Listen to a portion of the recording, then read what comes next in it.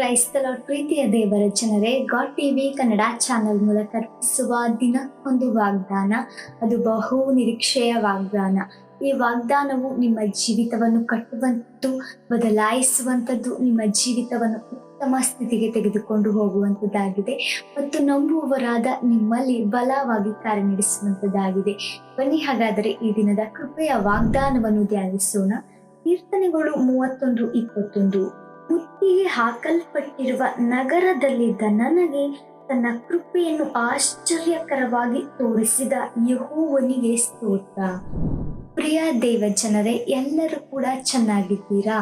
ಪ್ರಿಯರೇ, ಅದು ಯಾವುದೇ ವಿಷಯ ಆದರೂ ಕೂಡ, ಅದು ಯಾವುದೇ ಪರಿಸ್ಥಿತಿಗಳು ನಿಮ್ಮ ಮುಂದೆ ಇದ್ದರೂ ಕೂಡ ನಮ್ಮ ದೇವರಲ್ಲಿ ನಂಬಿಕೆ ಎಂದಿರಿ. ನಿಮ್ಮ ಎಲ್ಲ ಪರಿಸ್ಥಿತಿಗಳಿಗಿಂತಲೂ ನಮ್ಮ ದೇವರು ದೊಡ್ಡವರು.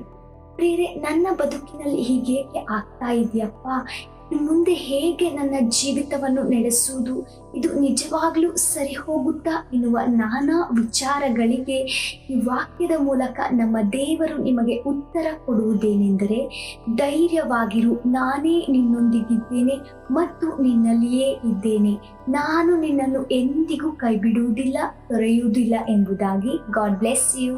ಆಮೆನ್.